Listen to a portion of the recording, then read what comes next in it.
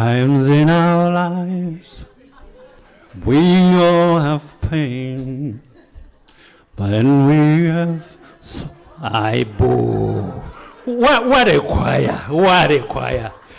Goodness me. Good morning, everybody, and please may we take our seats so that we may start in earnest. Thank you very much. It's a beautiful morning, day 2, and with much further ado, it is in order that now I hope you're well settled, isn't it?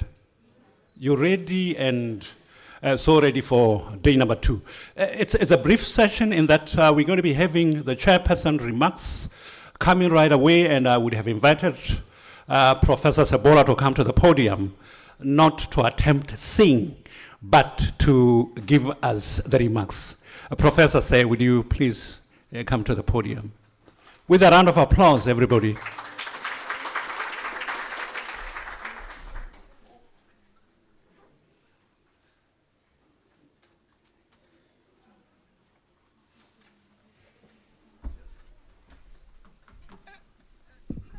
Good morning. Thank you very much, and then we would like to apologize for starting late. I thought Mr. Program Director will apologize. We have to go to the rooms to direct people because some of them went to sleep yesterday and forgot to wake up. So, but I think we are sufficient to start the session of the day. And on behalf of everyone, I would like to apologize. For those who are coming to IPADA for the first time, something that you have to learn is that at IPADA, everyone that comes here present a paper. Everyone that comes here present a paper. All board members are presenting papers. There is no an administration, and even the administrator present a paper. And normally I am the one who starts by presenting a paper. But I think we changed last year that I must only present a plenary paper on the second day. And always my paper should be linked to the theme of the conference. Our theme for the conference this year is on leadership, and we are here to talk about leadership, transformation, and global issues and leadership. And it is along those lines that I am going to present the paper today titled Narcissistic Leadership in African Public Institutions. And the problem is that I'm going to reflect on politicians that are in here. I'm going to reflect on public administrators that are in here. And I'm going to reflect on academics that are in here. And when I'm going to reflect on you, don't tell people that I am talking about you. My paper is innocent. It's talking about issues of leadership, public administration, politics, and academia. I think I'm making my point very clear. That is a thematic paper. Please, I'm not talking about anyone. I'm making a disclaimer. And if whatever I'm going to talk about may fit you, you must know that I'm not talking about you. I'm talking about human beings in politics, in public administration, and in academia. I think I'm making my point very clear. So let me start it in this way. This paper investigated the challenges of the prevalence of narcissism within the public institutions, political space, and African academia.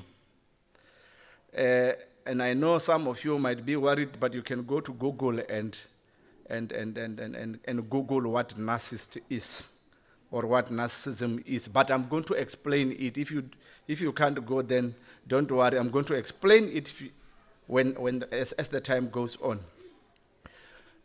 What we call narcissism is a terrible non-leadership practice mostly within the public employment environment and the political space, including the academia. And I want you to note that. Within the organizational environment, the relationship between the employers and the employees is very important. But currently, it is a critical academic debate. And from time to time, managing the relationship between the employer and the employee within the public administration, within the political arena, and the academic environment is very problematic. And many people do not want to talk about it, but I am talking about it today. And the source of all these problems is the organization's ability. I know organizations are born with this ability to appoint individuals serving personal interest than organizational interest. Remember, it's not only you, it's also me. Organizations have these problems that mostly when they appoint, they are born with the privilege of appointing people that serve personal interest than organizational interest. And not many of us can differentiate between our personal interest in organizations and the interest of the organization itself. And then while the private sector organizations have different approach and intent from that of our public institutions, the public institutions are mostly worse. And remember, making assumptions, okay?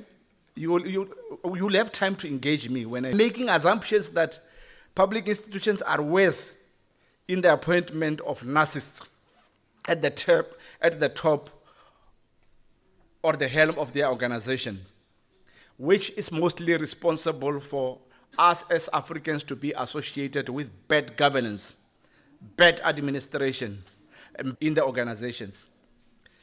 And this paper argues that unlike in the private sector, where a little bit of motivation is promoted for workplace peace,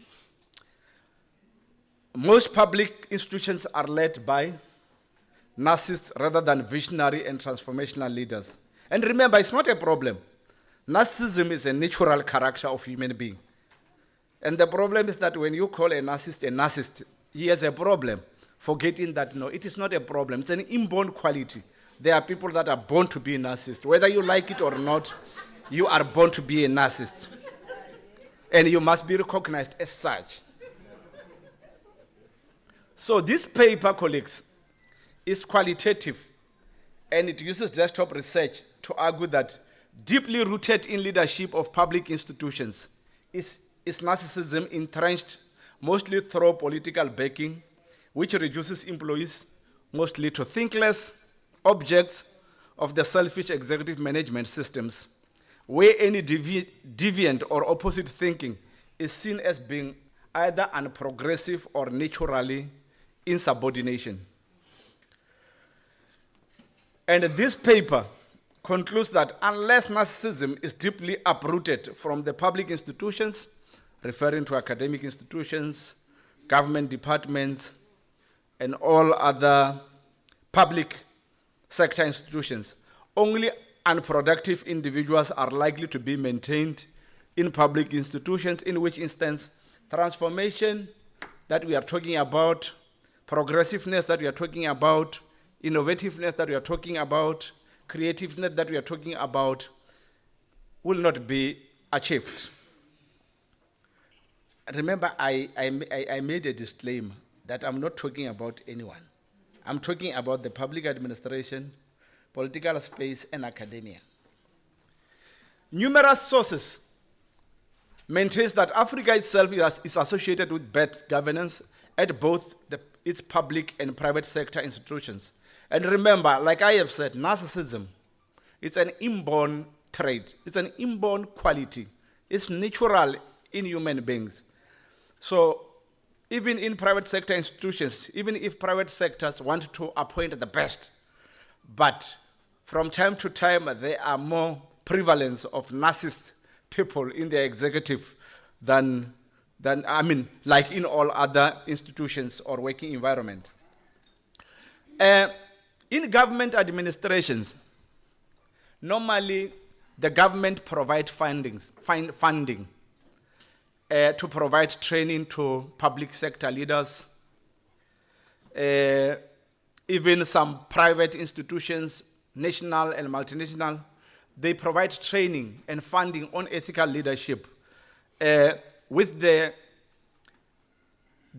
thinking that this will help to improve the public service to provide efficient and economical service. But in most cases, the trainings that are provided, especially on ethical leadership or leadership in general, because remember, the public sector believes that universities have the capacity to train people, to train them, and to make them make a change or an impact where they are working. But in most cases, I think it's Mankweng Hospital. In Africa, most countries have universities and government-funded institutions, and they provide that training to the government. But we continue that there is no service delivered. There is no change. And why? Now I'm looking at the academic. Why? With that responsibility given to you to train Dr. Malindi and others, because they believe that you know something, which is not wrong. But at the end of it all, you make very little impact to them. Why? Because often you find that even universities themselves, they suffer from their own narcissistic problems that they cannot help the other organizations, departmental organizations, to help themselves. Of course, a sick person cannot heal another sick person. Yeah. So I know we reject narcissism, but narcissism is a reality in modern organizational environment, and it's a critical issue of concern in modern organizations. But there is little that we are doing about it. And narcissism is a cause of unethical and destructive potential in organizations. Many people with potential in organizations are destroyed by the narcissist, and there is little that people can do about it. And often people are not capable of seeing this self-serving interest of narcissist leaders within the public organizations. And therefore, in this paper, I raise this question. And my intention is to answer this question in completion of this paper. My question is the removal of narcissism leadership traits possible within the ranks of our political space and our public institutions? Is it possible? Okay, I don't know. But in answering that question, I'm going to focus on the following. I'm going to define the public institutions or the public sector. I'm going to conceptualize narcissism so that you understand what narcissism is. I guess some of you have already Googled it.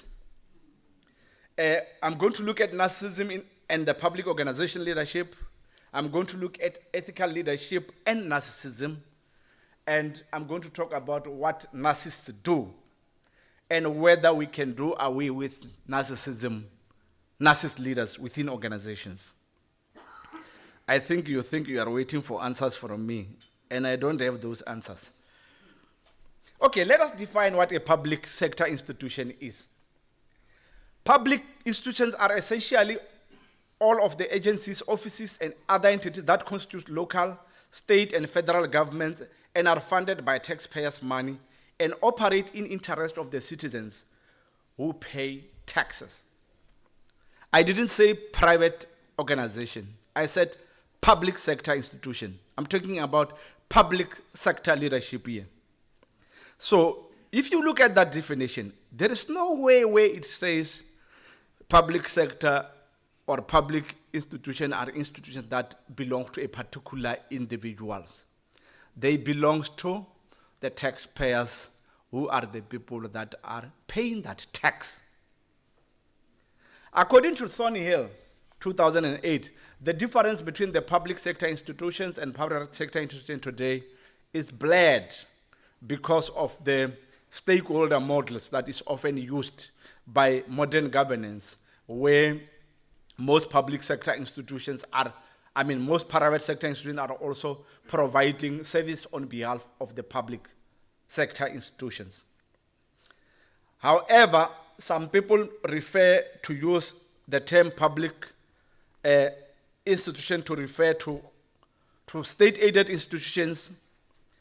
I mean, in order to refer to state-aided institutions and to differentiate themselves from those that are not totally funded by the state.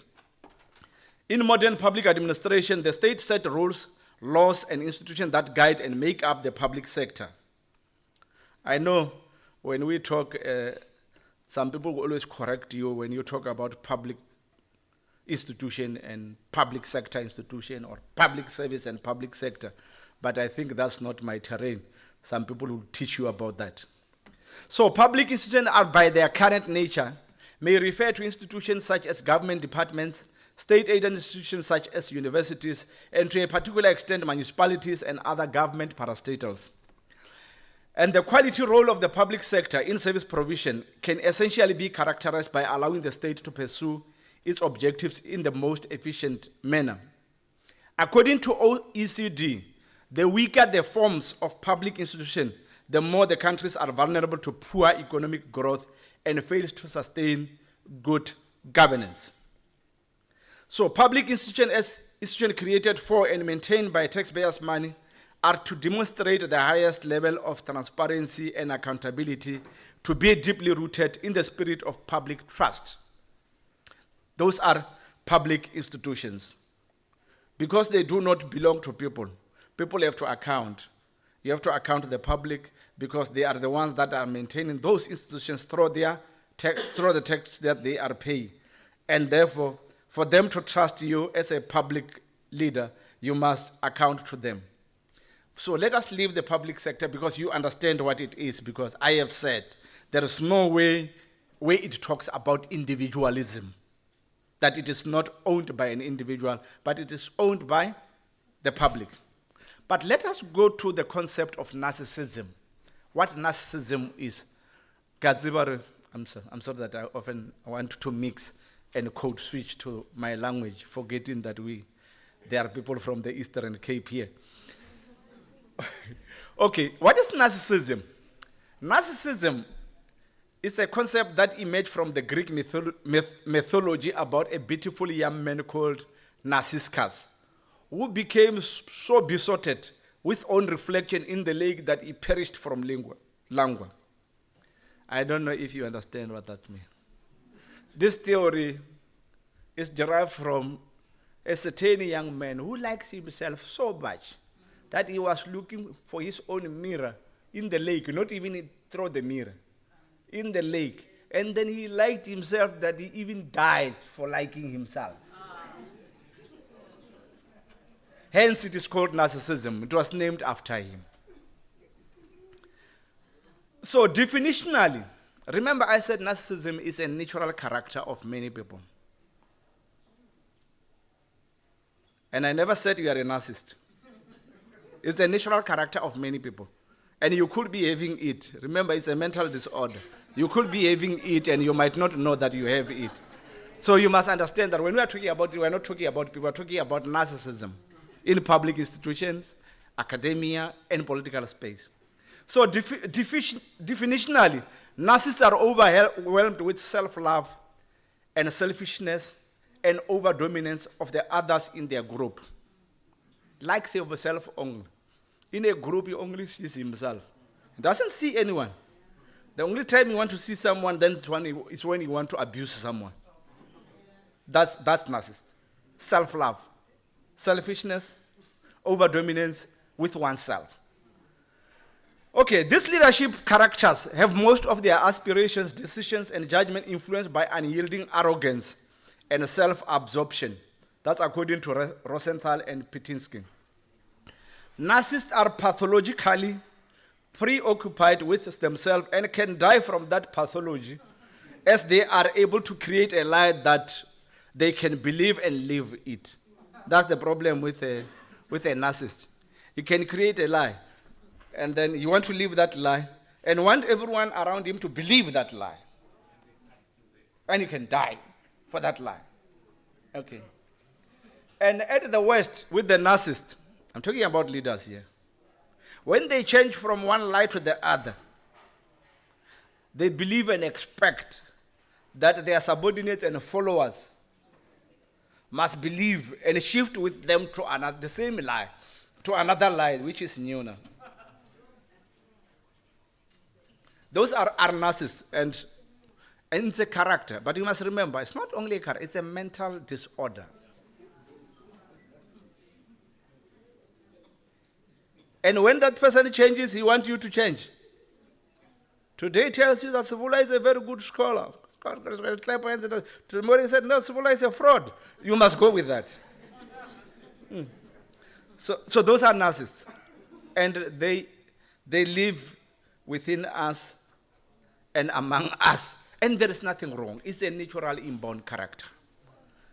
Okay, the narcissist character is connected to the perverse self-love, according to Rosenthal, mostly of oneself and self-admiration, and the expectation that those who follow the narcissist should follow without expressing self-opinion. If you express your opinion, then we will hear about you. Followers with independent opinion are likely to be exited from the group through any form of underhand tactics, whether you like it or not. So, although some believe that narcissists can be productive, these characters are overwhelmed with unproductive tendencies. There is no productive narcissist. Normally in organizations run by narcissists, organizations run themselves.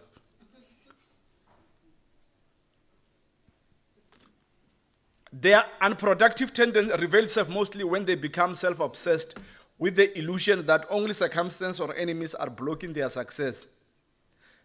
And if they start thinking that they hallucinate about you being an enemy, then they lose the organizational objective and direction and then start focusing on you and leave the organization on what's the terminology that they use today, on an autopilot. And then start focusing on individuals and remember that happens through hallucination. It's not like it is real. So that is narcissistic leadership. As expressed in different forms of literature, narcissism has been studied clinically as a form of a personality disorder. It is a disorder which is responsible for different forms of counterproductive work behavior in different organizations. And it is, however, acknowledged that only psychologists have a right to diagnose narcissistic personality disorder, which have been thoroughly examined, and an individual can only be examined if psychiatrists have questioned the mental fitness of specific individual to hold public office. And remember, if your leader is a narcissist, a mentally disordered person, and then there is no psychologist that has questioned him or her, that person was on the hlokomeza. Is it we are in Zululand? Not hlokomeziwe. Hlokomeziwe. You will suffer. You will suffer. Remember, it is highly unlikely that in Africa, psychiatrists may officially or unofficially diagnose our narcissistic leaders or even comment, because there are consequences for commenting negative about a narcissist in our good. There are dire consequences. Remember, you are fine, you are well, but someone is mentally disordered, and for you to be saved is only if a psychiatrist can come and say, but this character needs to be dealt with clinically. And if they don't, of which mostly they don't, then you will suffer that. And then there wouldn't be any transformation of whatsoever. Okay, in the US, there is what we call the Goldwater rule. It's only in the US where sometimes they are saying that if they see that you are a leader and then you are mentally disordered, and then they can deal with you somehow. But there is a rule which they call Gold-Total rule. The rule prohibits psychiatrists from transferring diagnosis of current public and political figures who have not been professionally examined. And the rule reads thus: it is unethical for the psychiatrist to offer a professional opinion unless he or she has conducted an examination and has been granted proper authorization for such statement. You can't diagnose a person. But there are people that we have diagnosed publicly, but there is nothing they can do because only a professional psychiatrist must diagnose them. And they must only diagnose them if they've been given authority. Most of the time, psychiatrists are not allowed to do that because there is this gold-water rule. So despite this narcissism being a clinical disorder, these characters are likely to dominate and usurp the leadership role and defeat the moral characters in the public office, political space, and academia. If ever there is a person you cannot compete with, it's a mentally disordered politician, a mentally disordered academic, a mentally disordered public servant. They have a way of swindling. And they don't swindle because they have power. I know you always give them credit they don't deserve. You say, this guy is powerful. But it's a mental disorder. Isn't that because you, as a moralist, you are not mental? There are things that you will not do because you are mentally correct. But they do something, and then they always find themselves there. So, and indeed, individuals that are self-sufficient and with good morals and ready to serve with loyalty are likely not to make it to a public or a political office leadership, while only the self-admired narcissist makes it in both offices. And that is the leadership that we are supposed to live with. Okay. The worst unfortunate prevalence narcissism is that this disorder runs about 6.2%, with much higher rates for men, and than women at 4.8% in leadership positions.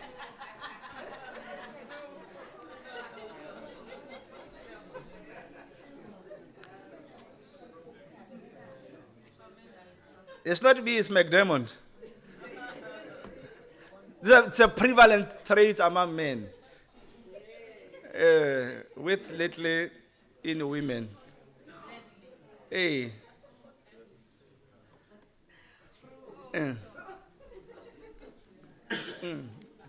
And according to Doty and Finlayson, narcissists are a critical and a large part of the toxic leadership within the organizational setup and result in destruction of many good talents within the organizations as their form of pleasure in the working or political environment. Remember, there's nothing that a narcissist enjoys than to create horrible life for people. And remember, like I'm saying, there's nothing wrong. It's an inborn. They are born with that trait. Remember, if there is peace, they are not happy. They are not happy. The only way they can be happy is when some people's lives are horrible. And unfortunately, that's the leadership. And it's the reality. And it's the reality that we cannot move away from in the leadership of our organizations. And if you are a narcissist, don't worry. You are born like that. I agree, if your life is to make other people's life horrible, it's what you believe that the first time that you cry from hospital was that my work is to make people's life horrible. So that's just it. Okay. So naturally, narcissistic individuals are egotistical,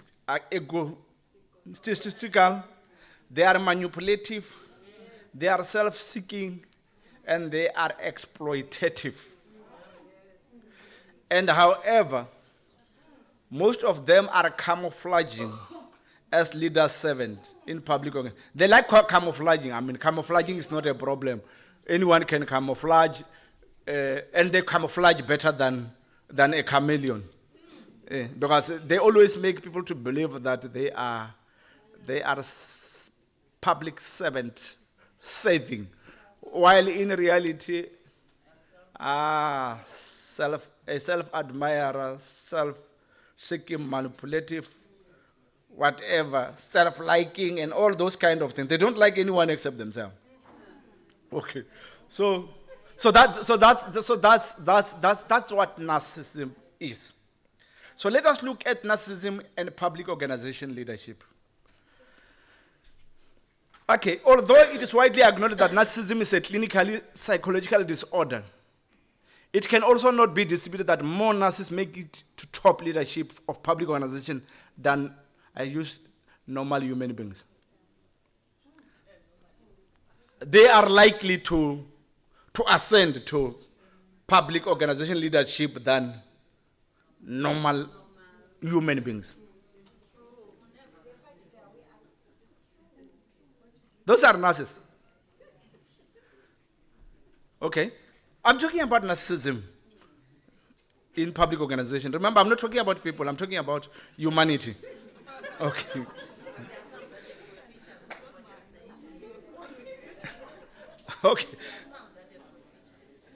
Okay. Okay. Dolan 2020 showed that psychological studies find out that the more narcissistic an individual is, the more likely they are in contact to politics, politicians, signed petitions, donate money, and participated in midterm elections. And these deceptive characters are to pretend to serve the public interest with people believing without doubt that they are genuine, while in reality, they are just self-serving individuals. In Africa and its history, it is difficult to uproot these characters when they have tasted organizational power.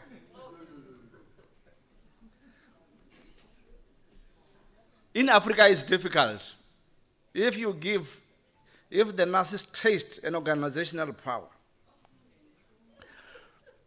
you will need an AFBOB to visit some offices and do miracles. But only in democratic countries such as those in the West, that when they quickly pick up a narcissist character, they are likely to nab that character from the. They use an insult. They normally use an insult word. They say we nap on the butt before it starts. But in our situations, we are likely not to be able to nab that on whatever. Okay.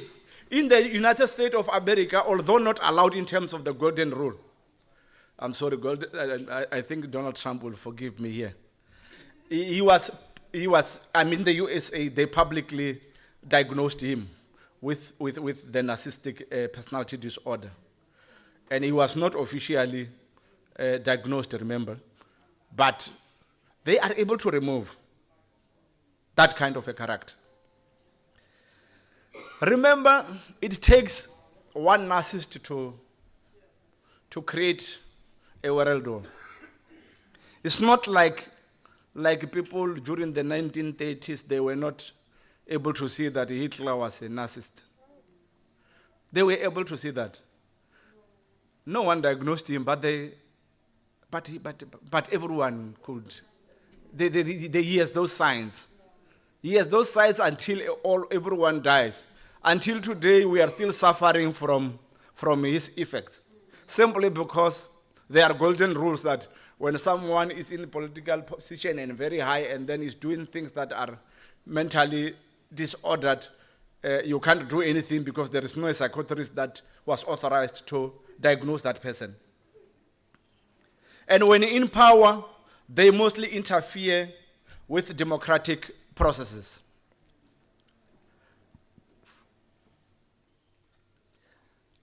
Other than that, most public and political leaders in modern organizations carries the narcissism character than the claimed public-saving character in their leadership realm. However, some scholars argue that narcissists are not necessarily too bad because they possess both positive and negative effect on the organization. Yes, I don't know. I was not going to talk about Zimbabwe Messi. I was not going to talk about Mugabe. I was not going to talk. But we have narcissists in Africa. They stay those people. Hey. So some people who may see them in the productive narcissists are seen on the positive lives, in the sense that most of them, they seem to be self-motivated and self-driven to pursue successful achievement of what they want, or coincidentally organizational objective at all costs. But most of the time, when they achieve, someone has been had. So people sometimes, yes, we take the positive, that no, there is this principle, there is discipline in the school, people are passing, but all the staff are in psychiatric ward.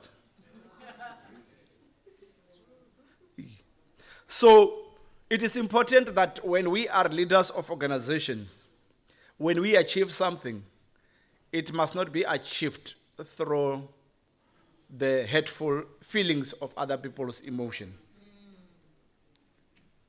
So in most cases, these deceptive characters, their intentions are often confused with organizational achievement, while in actual fact, it's just a deceptive self-admiration and self-achievement character. The worst scenario about narcissist leaders is that they have visions that are synonymous with their personal needs, rather than the needs of their constituents, but have no problem thriving on the ticket, claiming that they are public servants leader. According to Azam and Rizzi, the narcissist leaders possess a personality disorder characterized by preoccupied self-esteem, power, pervasive personality of disorders, and lack of feeling for others.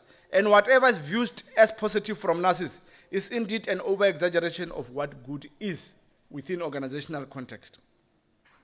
Makobi 2020 acknowledged that they ultimately become unproductive losers due to the fact that they are unrealistic dreamers with self-orientated goals and highly obsessed with the I and the my syndrome in whatever the group under him or her achieved. I defined public sector institution. And I said the public sector institution belongs to the public, who are the taxpayers. But then we have people here with the I and the my syndrome. I used to work with another principal, may his soul rest in peace. He will quickly say, if you differ, if you don't agree with me, take your jacket and leave my college. And all we know that the college does not belong to him.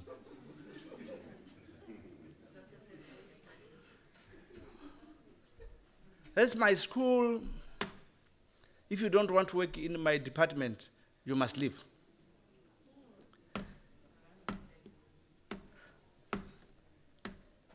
It's it's I for something that is achieved by the group.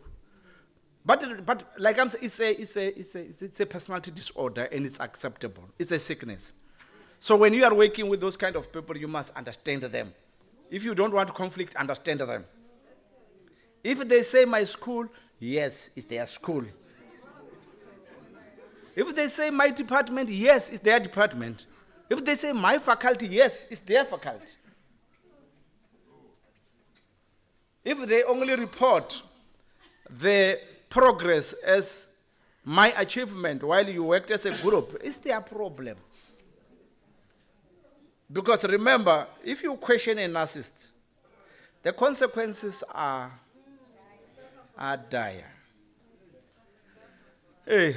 And remember, on a negative note, narcissists are hopeless choices the organization often do to put such noble responsibilities in the hands of those characters. But remember, they are human beings.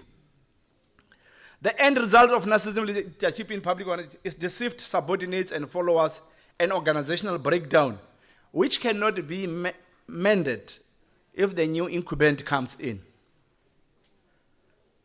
Remember, at the West, narcissists abuse power attained through nominations, appointment, or election, and express their own charisma by trying to convince their followers to buy into their abuse and to shoulder their blame for failure. There is nothing that a narcissist leader wants than people apologizing to him or herself, even if they did not do anything. And remember, that's a sickness. It's a mental disorder. You must understand.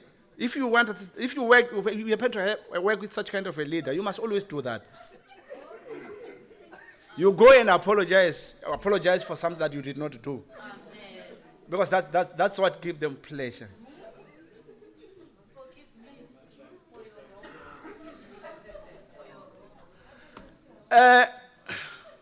Sebula, but not me, indicated that proxy employers, especially leaders, public leaders, acting on behalf of either government or shareholders, are a source of organizational conflict when pursuing their personal agenda against subordinates with little consideration for organizational objectives, which end in conflicting interest of the proxy employer, a public leader, and the organization itself. But you must remember, when the proxy employer or a public leader have to make a choice between his own interest and the interest of the organization, they always choose their own interest. It is common that narcissists lack creativity, and most of them want to take credit for the contribution of subordinates. And remember, you are not going to talk because they will say, who hires you? Hey. Any differing view from a colleague is seen as a challenge to the authority, while in actual fact, the narcissist problem is deeply rooted in the feelings of inferiority and emptiness, according to Rosenthal, in which such individuals need their ego to be fed with praises, recognition, acknowledgement, cheered, and be thanked for the things they did not do. And like I am saying, my advice to you is that if you happen to work with a narcissist, just do what they want. They don't want many things: to be praised, to be recognized, to be acknowledged, and to be cheered. And you call them chiefs even if they are not chiefs. There's nothing wrong. It's a situation in which we find ourselves in organizations, and we have to agree. But remember, it's a psychologically mental disorder. But I think psychologists do not see that as being harmful. But I know many employees are in psychiatric wards because of those deceptive characters.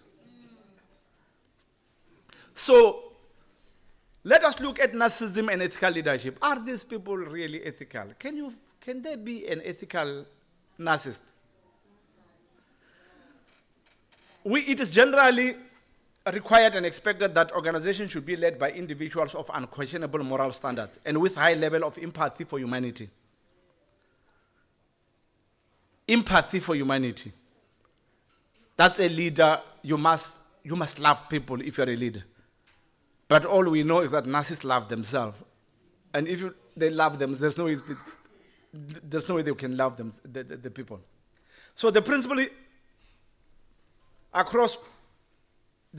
is applicable across all organizational that purport to serve the public in different ways, including and not limited to non-governmental, private, and non-profit-making organizations. Narcissists are naturally not ethical leaders, even though a high level of possibility exists that they absorb power, and by nature of their new role, they are expected to create ethical corporate culture within their organizations. And remember, that does not make them ethical leaders. Remember, organizations are expected to operate ethically, and they must be led by ethical leaders. But most of our organizations are led by narcissists, and narcissists are not ethically grounded people.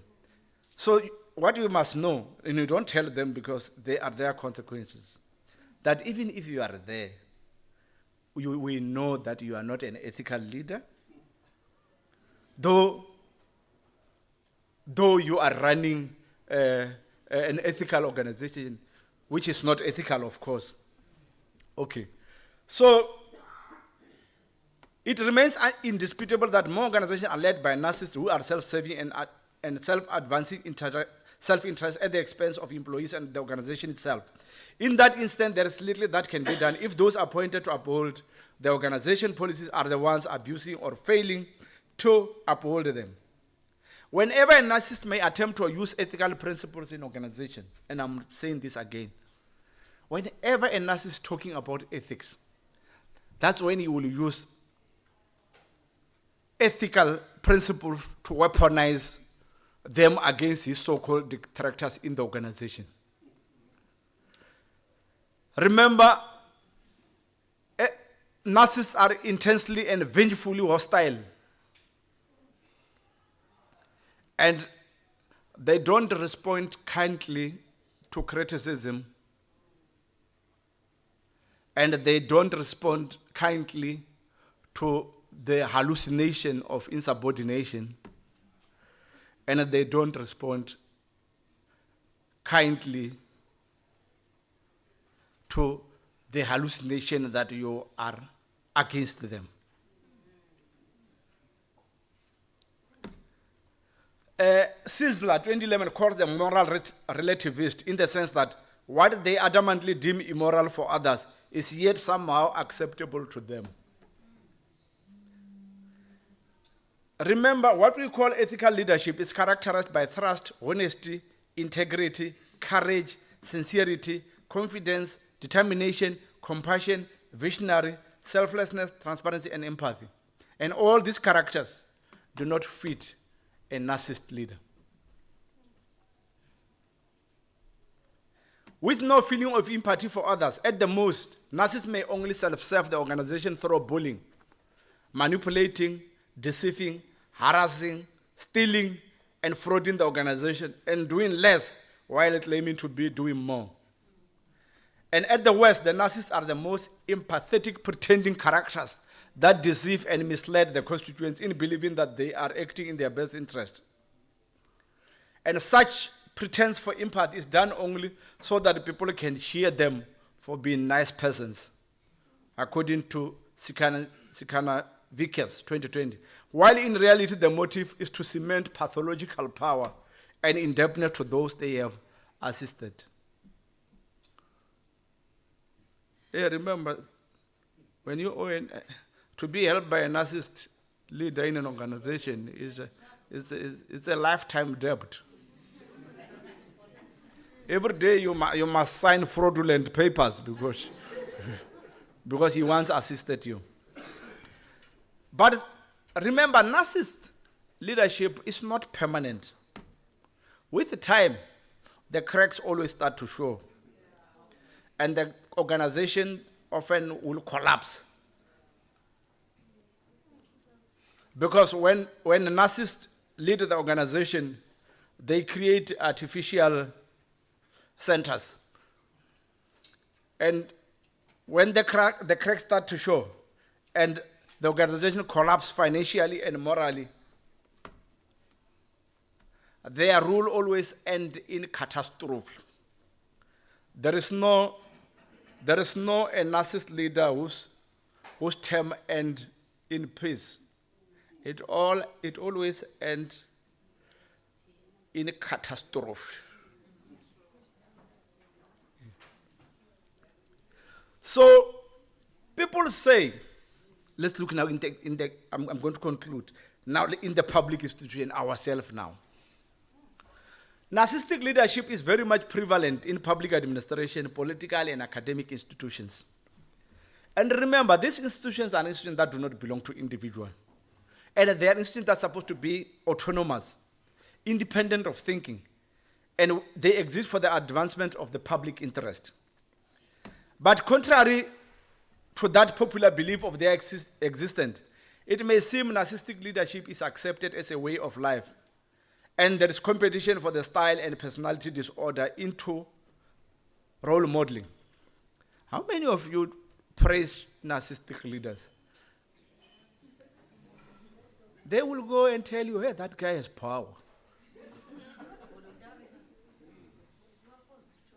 That guy has power. That guy has power. And remember, you are role modeling a personality mental disorder. But it's not a problem. Okay, Fanny 2020 posted that although many administrators possess genuine interest in promoting others' welfare, some are paradoxically charismatic in their self-sacrifice declaration, but exploit others to gain public recognition for humanitarian deeds. It is known that this is the leadership style which does not care about followers, but instead on the follower's selfish projection of himself as the only superior being among his constituents. And now I'm going to start first with the public administration politics, and then I will close with academia. I'm coming to you. According to Brivati, I'm talking about narcissism in public administration politics now. According to Brivati, 2024, there are probably more narcissists in politics than in other walks of life. The nature of public administration politics in Africa is quaint together, and often the difference is blurry, as I've said by Thornhill, meaning that in Africa we are more likely to be prone to narcissism in political than other countries of the West. Political narcissism is the costliest to the entire public administration and the society because of the interconnected with the society and public administration itself. And often, if carefully considered, it's not taken into account. Narcissism has far-reaching consequences, politically, organizationally, and economically. Because I have said that it takes one narcissist to create one narcissist only. If people do not diagnose that person and deal with, but in Africa, forget. Only in the West they can. I said, I have already mentioned the case of Hitler. So political leaders who are mostly narcissists nominate and appoint their executive to help them run the country, pursuing their self-goal and admiration of the narcissist concern. Administrative narcissists will normally, likewise, appoint narcissists within their administration. And in those appointments, those not qualifying makes it to appointments, and those qualifying do not make it to appointment. And the public organization become an executive cycle of mental disordered narcissists, held through the power of one. But it's not a problem, it's there. It's an acceptable thing. Through narcissists in political and public administration environment are, despite their knowledge of being self-serving and lacking integrity, believe that they are superior and not subjectable to same rules and norms as others within the organization. They know that they are liars, and they are not bothered about that. They don't feel shame. They are most likely reckless in pursuing personal glory and careless about dire consequences to the society and anyone they can hurt on their way to self-glory. You don't compete with narcissists. You will hurt yourself. Ask them in politics. Ask them in the public service office. Ask them in municipalities. Ask them in academia. You will be hurt. They are above all pioneers of favoritism, nepotism, cronyism, which is against all forms of ethical leadership in modern governance. When in power, they ensure that they dismantle and discredit democratic institutions, including the freedom and legitimacy of the press. And in their quest for power and their exaggerated sense of entitlement to public assets and the control of the intellectual property, sure it is made that in the election process, the winners of the election become losers, and the losers emerge as winners. Since they only wish to project themselves with money and power to satisfy their self-aggrandizement, to feed their oversized ego, they have no sense of guilt for any form of harm or exploitation they have caused on other human beings. And remember, do not think a narcissist leader care about you.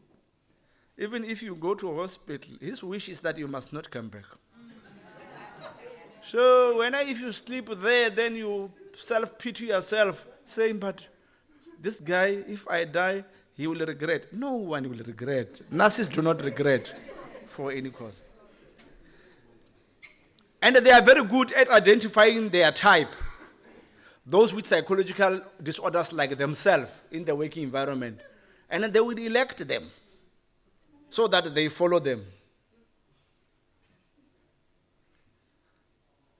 They are good at that.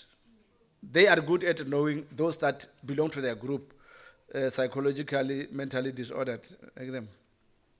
According to Taylor, all those among the group with empathetic and fair-minded character are to be gradually made to fade away through either by being ostracized or made to step aside voluntarily as pressurized by the growing pathology around them. I'm not going to say something about my province here. Went to here. In my province, most narcissists will say, they say a hunter goes to hunting with your own dogs. If you take another man's dog, they will turn and bite you. So that is a politically justifiable narcissism. While in actual fact, you are only choosing the psychologically, mentally disordered individuals to follow you. But you say you are afraid that others will bite you if you do. So, okay, this is called pathocracy. So although pathocracy may threaten to exist in some Western countries, such as the USA and the Britain, its likelihood is to occur is slimmer, considering the democratic culture, which is capable of nabbing it on its butt, like we said before. I'm not going to give example about Trump again. Let us go to the last one now. Problems. Academics are hardly imagined to be capable of having space for narcissist leadership. That's our imaginations.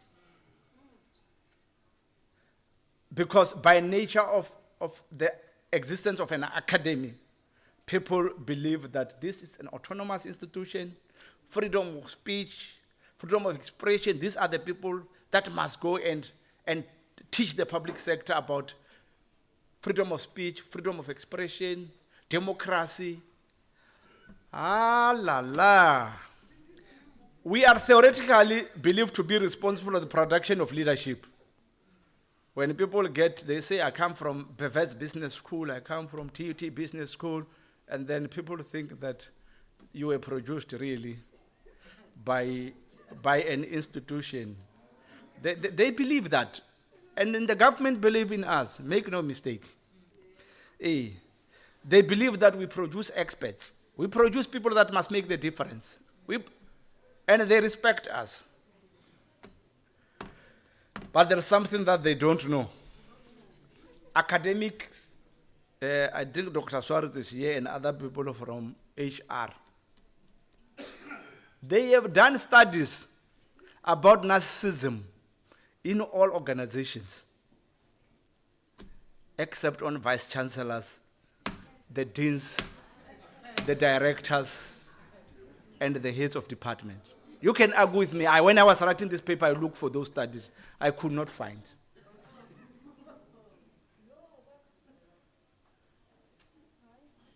Yeah, I understand. These people in HR, remember they are the ones that are responsible for people and leadership. Now even their departments are called people management and what? People management and leadership. They do their studies on everyone and everything. But they have never done that to the academics. And those studies do not exist. The question is why? I don't know. I don't know. But I know we have people from HR and from business leadership here. They have trained so many people. They have offered PhDs also. They have done everything. There's huge literature on what they have done on private organizations, NGOs, leaders, and all. But they have never done on vice chancellors, executive deans, and those are the world's sick people.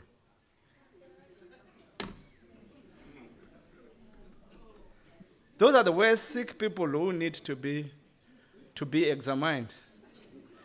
You have never. I'm not referring to any vice chancellor. I'm not referring to any dean.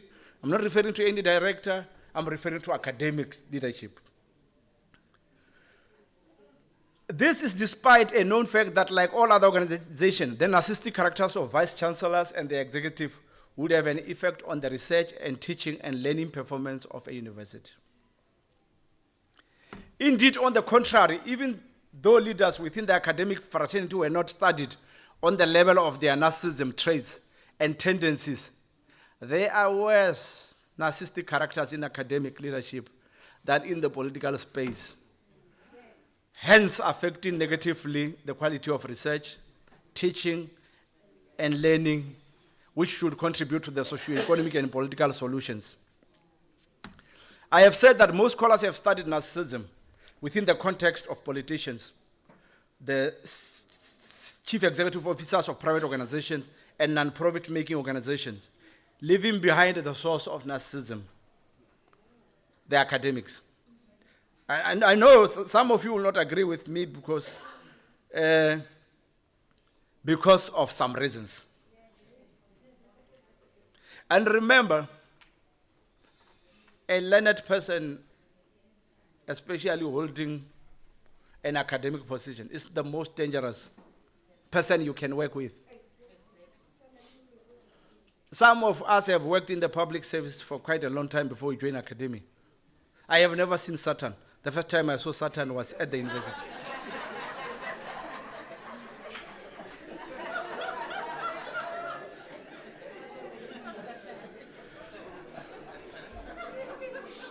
I have read about Satan in the Bible. But the first time I saw Satan, that was at the university. And I've never said which university. I worked for so many universities.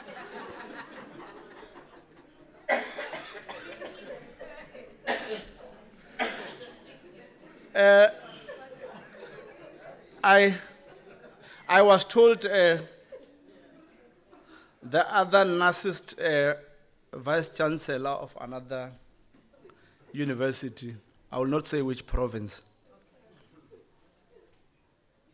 You'll remember one thing about academics, and I'm saying this because I'm an academic. There is not a single academic who, when he goes for an interview, will tell his line manager or anyone in the university.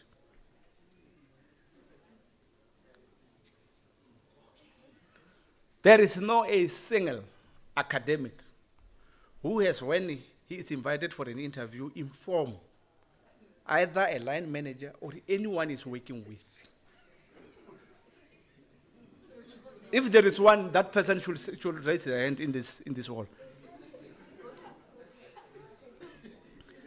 I don't think, maybe you are working for an artificial university.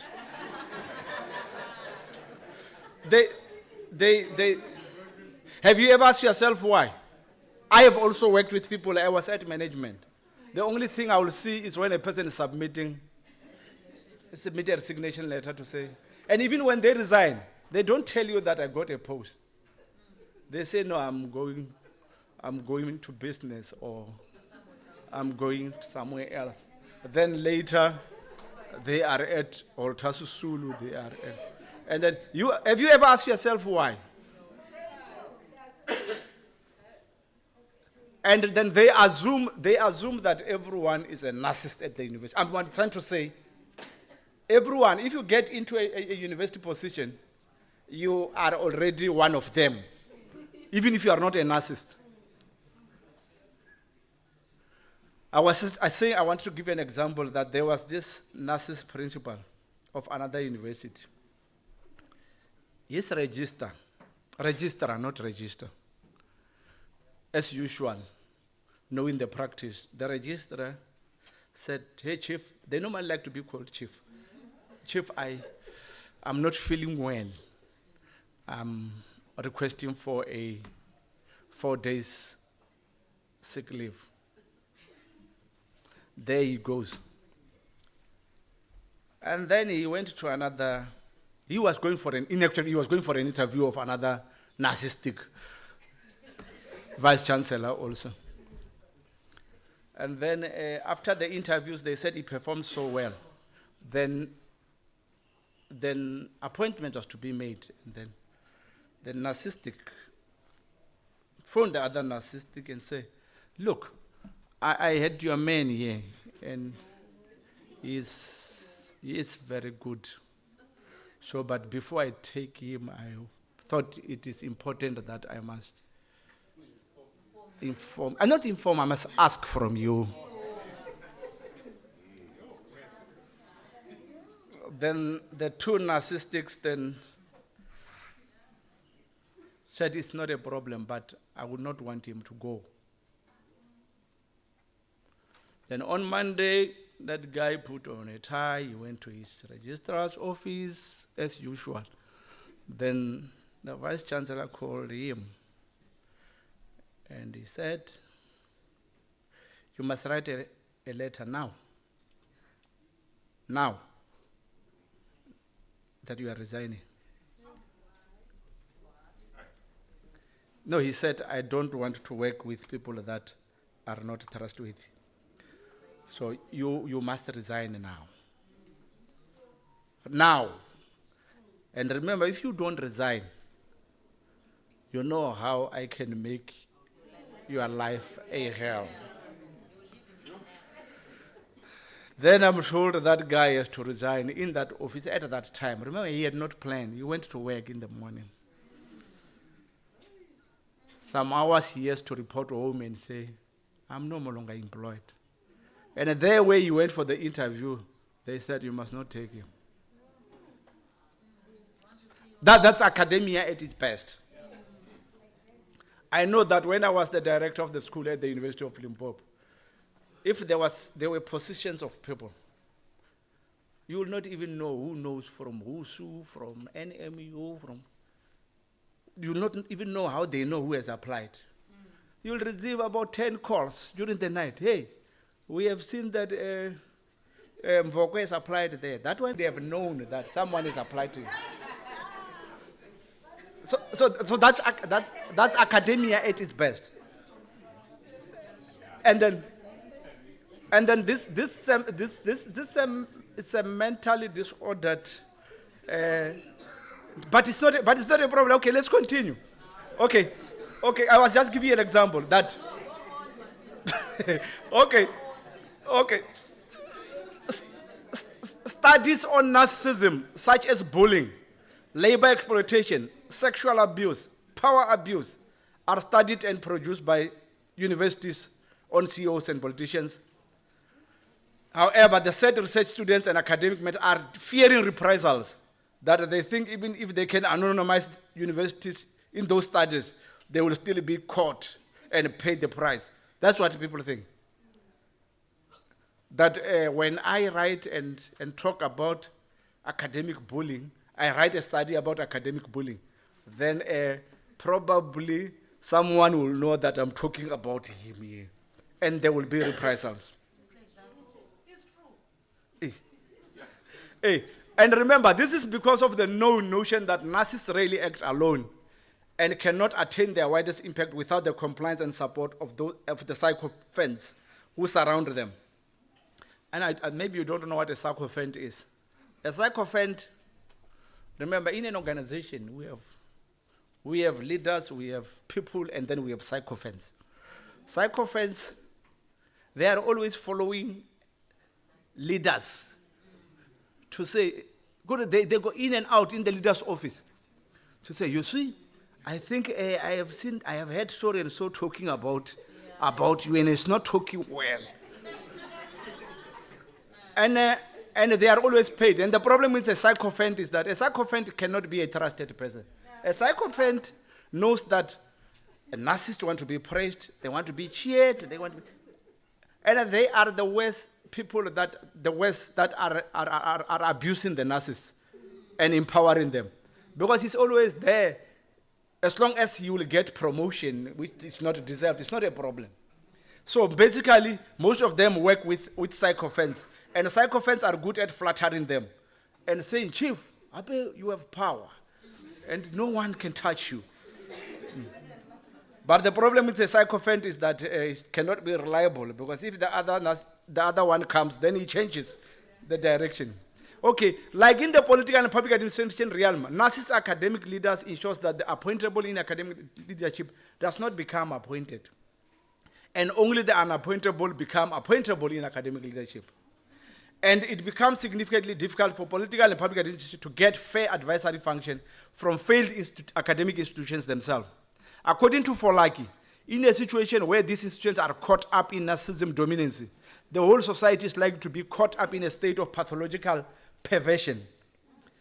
And what is strange about narcissism in academia and other employment organizations is that while the narcissist leader brings specific group closer to him, especially the sycophants, and chase the other group away, those that are identified as threat, the narcissist and sycophants knows that their relationship is extremely based on dishonesty and fraud.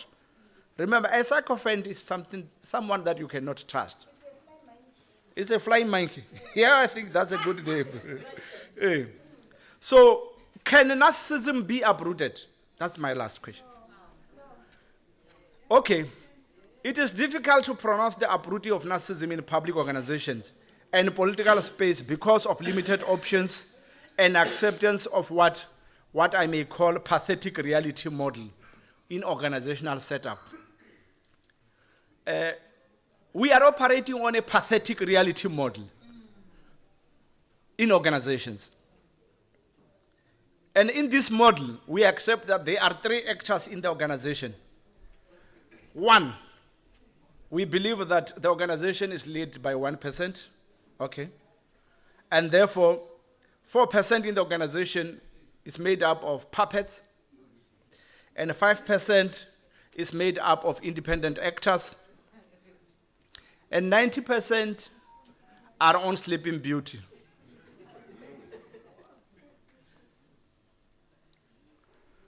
%90 of people in organizations are asleep.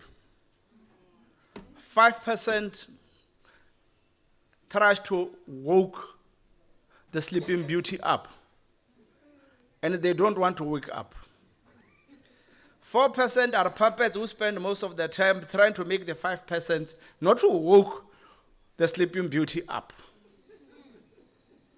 while only 1% is leading.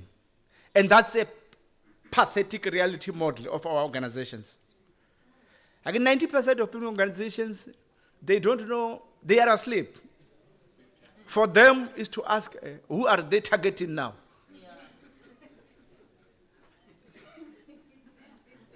The life in the organization is about it's about the leader, it's about the puppets, it's about this 5% of union members who are trying to fight up for the sleeping, and the puppets are pulling the unions down.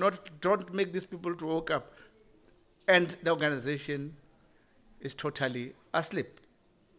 And then, unless through what we call a social revolution, which is highly unlikely in Africa, our organization remains pathetic, and they will continue to be led by narcissists. And you have to wait for 5 years for people's contract to expire. But the problem is that narcissists, when they taste power, 5 years is renewable by 5 years,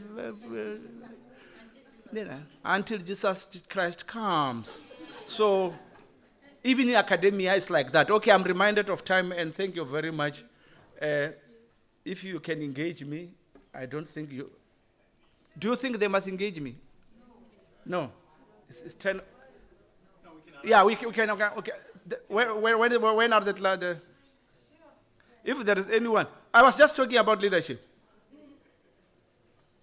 And that's the theme of our conference for this year. Mr. Program Director. We can take five contributions and quick ones. It will be so unscathed. Can I have the program microphone?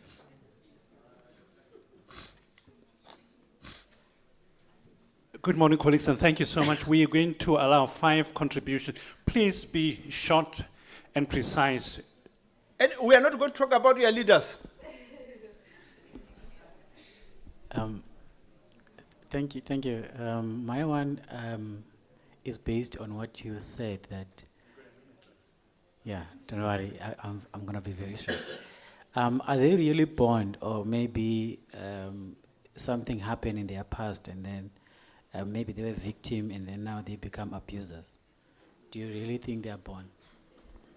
Right, I think you'll respond at the end of the 5 contributions. Yeah, there's those who were born narcissists and those who were abused while they were still young. And the uprooted part of the narcissist is that they fear to be exposed. You expose them and you attach annexures. And in that way, the narcissist, your leader or your manager will never give you problems again. What did she say?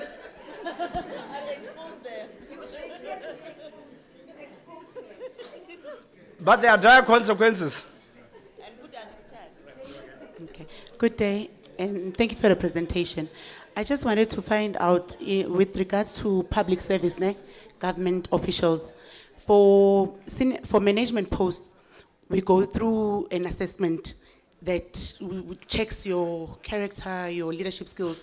Is there a way that can be incorporated in those tests so that maybe they can be able to identify these narcissists before they get employed into the system?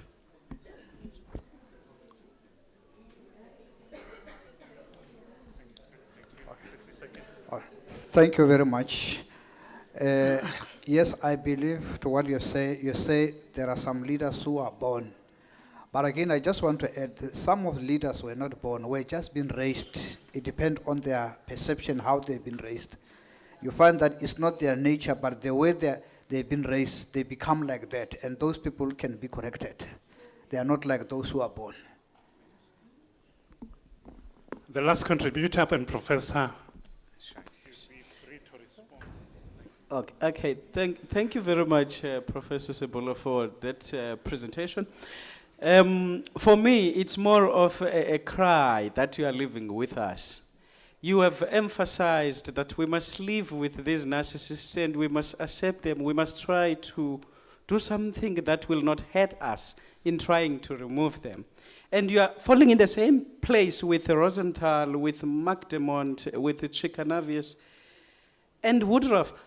The question is, when are we, as an old person now, I'm asking you at a personal level, when are we going to get out of this conundrum of having these narcissists continuously getting into power with no plan to firstly test this narcissism before they get into power? This is just, as an old person who's been also in some positions, you have observed, what can you advise us? Because Canavicius, McDermott, and others that you are also joining, they are not giving us any advice. Thank you. All right, the last of the contributors. One run the risk to sound narcissist. Prof, I like most narcissist people have actually ascended to the positions of leadership. And I'm not sure they attain those positions because they are narcissists or the positions turn them into narcissists. So it's something that I'm really not sure. But I also know that there's no vigorous behavioral checks, especially when appointing other people, especially higher positions. And it's something that we need to look at, where there's serious checks. And as I'm also speaking here, I'm wondering, am I one of the narcissists? Because there are elements that I think I have, and there are others I think maybe I'm camouflaging, I don't know. But yeah, we all want to attain positions of power. If there are elements of narcissism that we need to attain them, let us know. Or maybe we should guard against being turned into one when we reach there. Professor, over to you, sir. Thank you so much.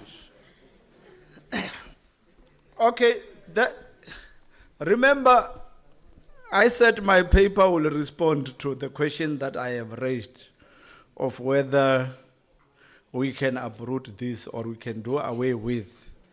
So my paper maybe did not respond to that. But the perspective that people are saying here is that because I was arguing that it's an inborn quality that we must accept among ourselves. The only way we have to deal with it is by knowing that such exist, and then we must just navigate on how to live with them. But some people are saying, are they born or are they previously abused? I don't think people's character have anything to do with their previous experience of life. There are people who have been previously abused or who have suffered, but who happen to be very, very good leaders if they are not narcissists. But the second issue of assessment tests, I'm not sure. Maybe someone from HR can talk about those assessments, because I'm not from HR. I'm from Public Administration and Development.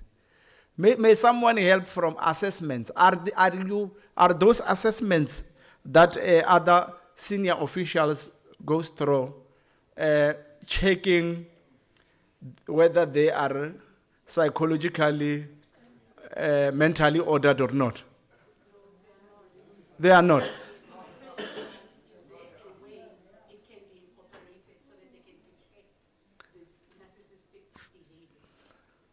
I don't think that will be allowed. Remember the Goldwater rule. I think it's international. That you can only diagnose a person if so authorized. You cannot do it. I think even before, I think there were these things that the tests that were done on people, I think psychometric, HR is special, and then it was said that these are illegal things. They are not supposed to be done. So the issue of assessment, I'm not even sure. I think if they are doing them on common things that do not really temper that much with the character of the people, because that would not be allowed unless people from HR can advise, because they are the ones that are developing those.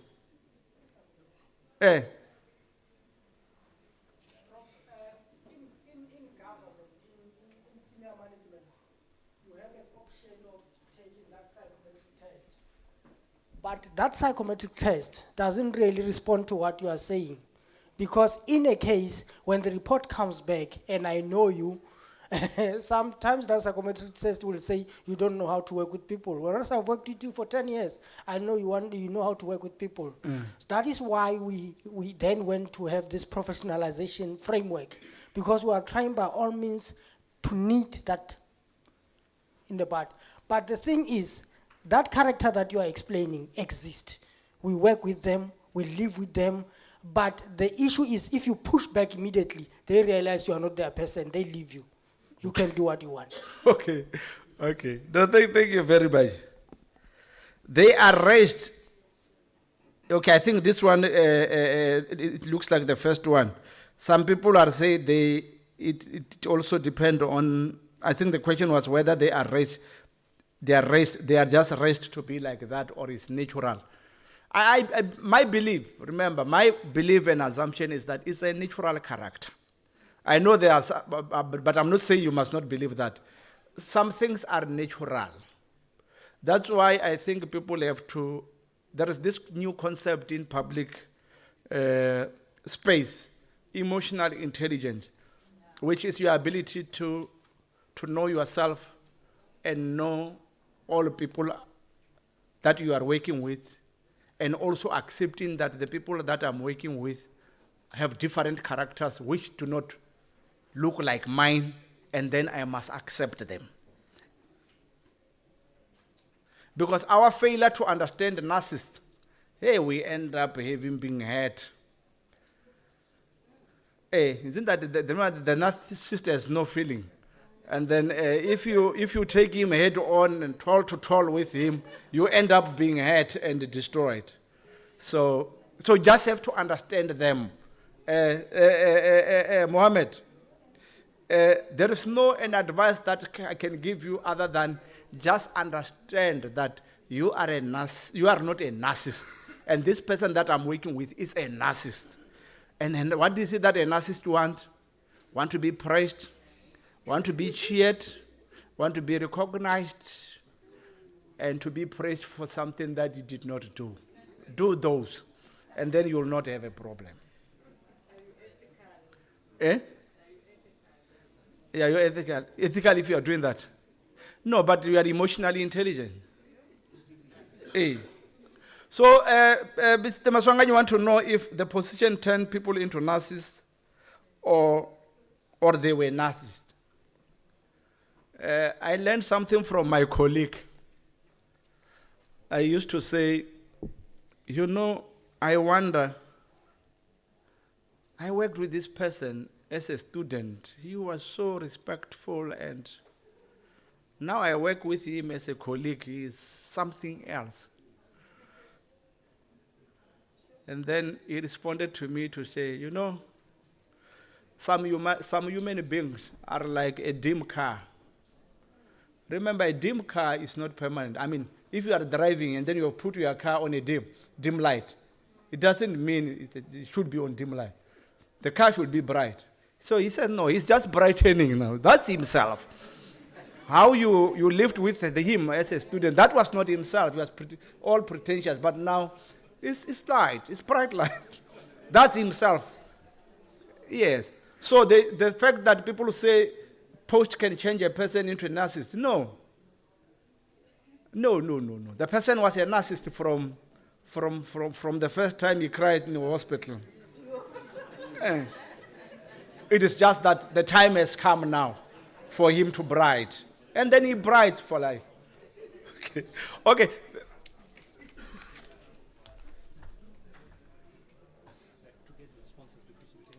Yeah. Okay. Yeah, do it. Okay, thank you very much, colleague.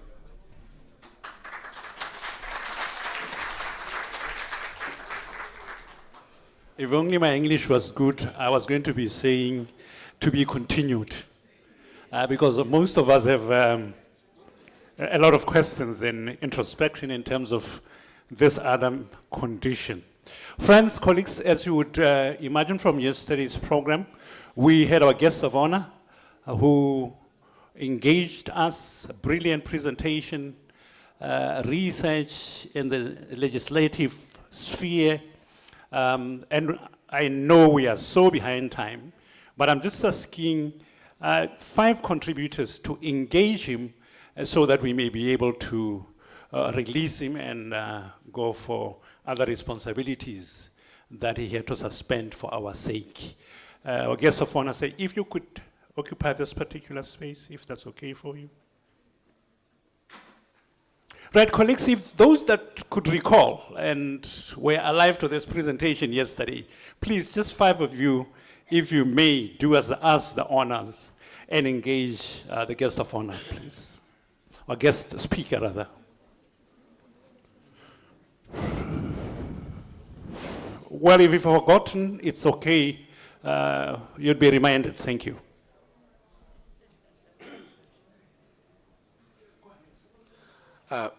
Thank you, Program Director, and good morning to everybody.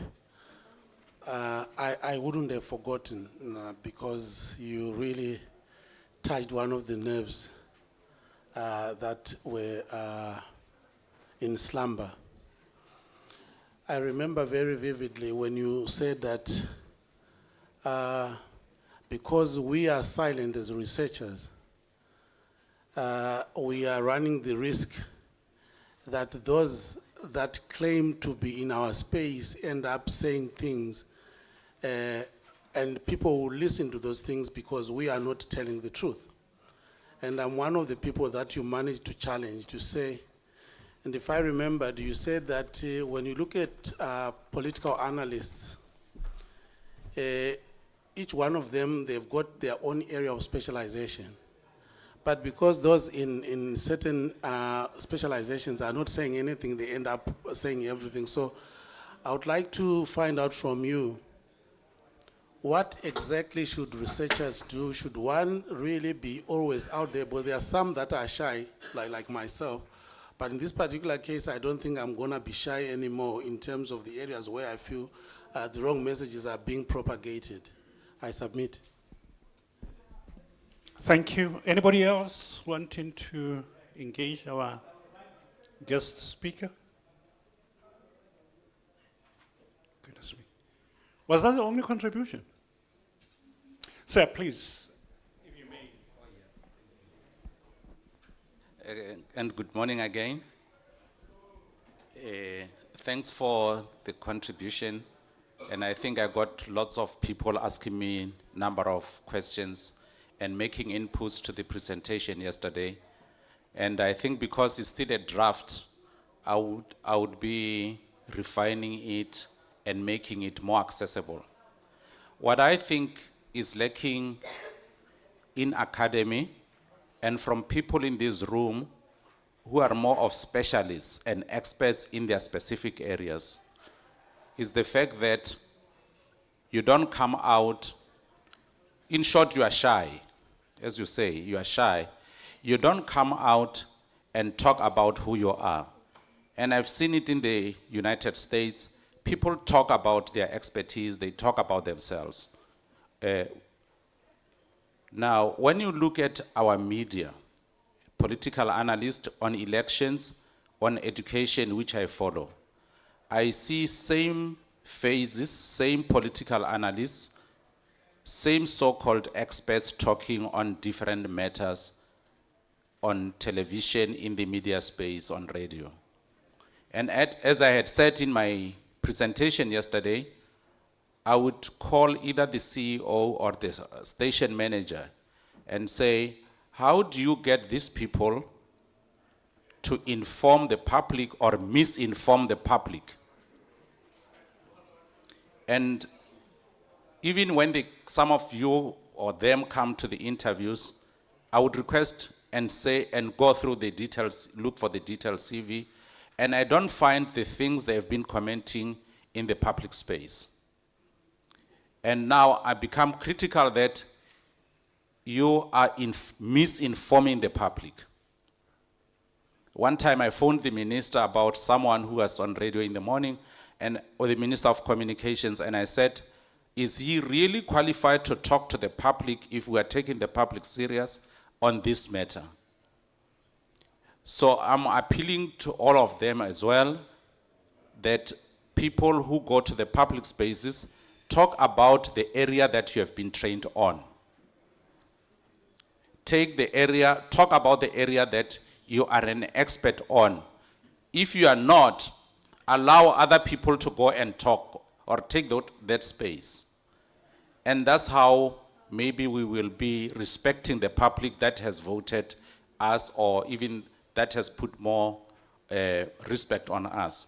And I think also from you, the message would be, start making your outputs more accessible in the public spaces.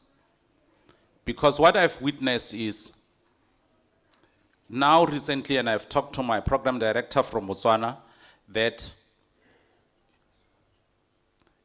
companies and the political offices have started to take communication very, very serious.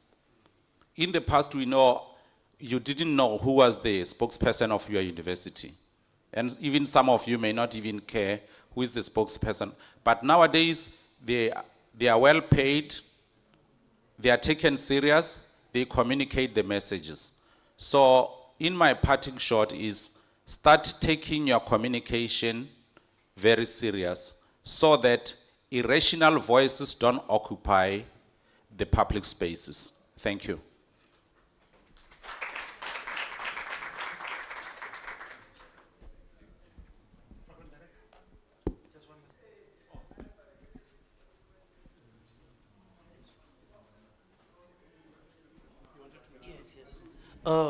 There's a statement you made yesterday that the people who are leading us are not necessarily more qualified than us, not even more educated than us, but it is because of constituency. And I think you left the statement so provoking and hanging there. Is there anything, any agenda you wanted to invoke in us, or a certain feeling about the fact that we could be educated, but we don't have constituency?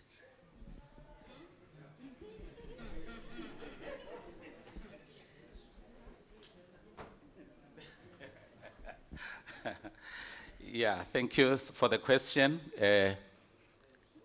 It's my homeboy. I didn't know he's from Limpopo, but one time I saw him on podcast, and I'm starting to follow him, and I'm asking you to follow him too.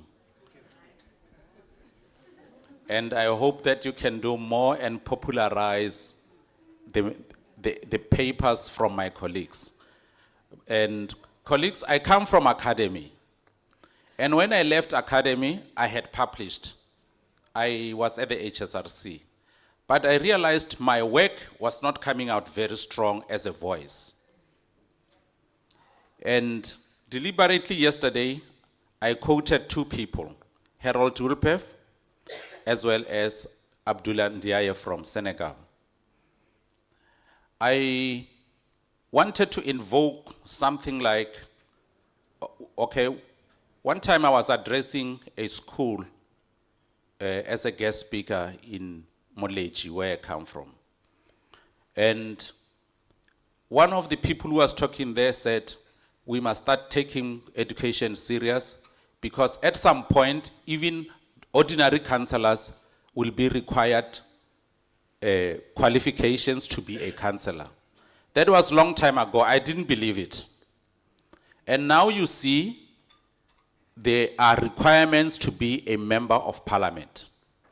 You have to have a qualification as well as having gone to the school. In as far as I know, the ruling party, the African National Congress. Now, colleagues, in short, let's not allow ourselves to be led by charlatans. And I'm saying this because I have led in a number of areas. When a good person says, I'm not available to be a leader, a charlatan comes through the back door, he leads us, then he takes us to what Professor Sebola was saying. We start going to his office, chief, leader. That's what happens, because he needs to sign our approvals. The message I also said, belong to civil society. You remember? I said start belonging to civil society. The reason why I accepted to come and talk on this occasion is to invoke you to be more involved in community structures. And academics are aloof. Probably, maybe academics think they are important. That is for the ordinary people. I look at my president of South Africa, President Ramaphosa. He's educated, he's wealthy, but he's leading us, right?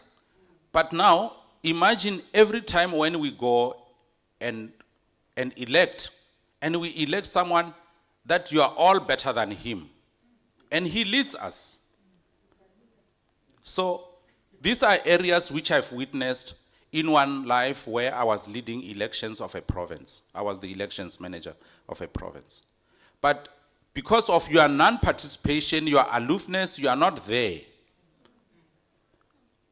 We end up with no people who are at your level to come and lead us. We end up readiplasing Rojia Motobari is a farm worker, then he becomes a leader.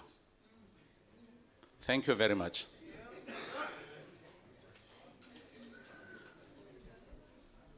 I thought I was heavy after the first presentation. Now this is something else. Right, friends, it's exactly 10:30. And it is in order to request you humbly, let's go out when I'm done with this next speaker, have working tea. Let's break into those rooms for the next session. And I'm going to be seeing you, we're meeting later and later in the evening. Thank you. Say, 60 seconds, please, will you make it? Okay, thank you very much, Chairperson. Look, I just want to react a little bit to what you have just said. I think you have just repeated what you stated yesterday, that academics are inaccessible, and also our work is inaccessible. I I think I differ a little bit because some institutions engage in what we call engaged scholarship, wherein we go into communities, we engage government officials on different levels.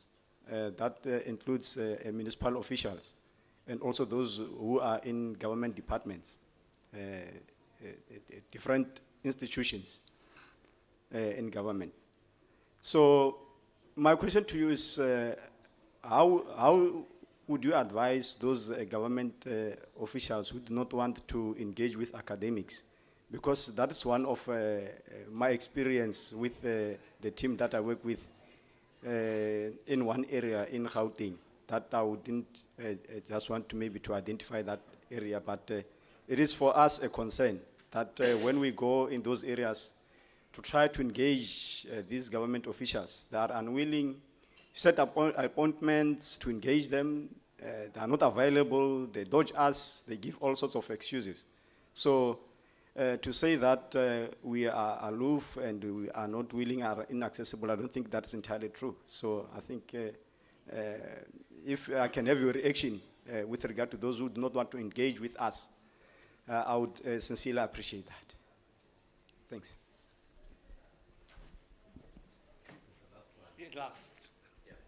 Let it be the last one. I know academics now can start poking into my discussion of yesterday.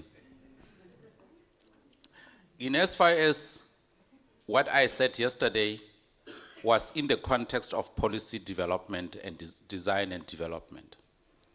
I was talking in the context of how we do bills before they become acts.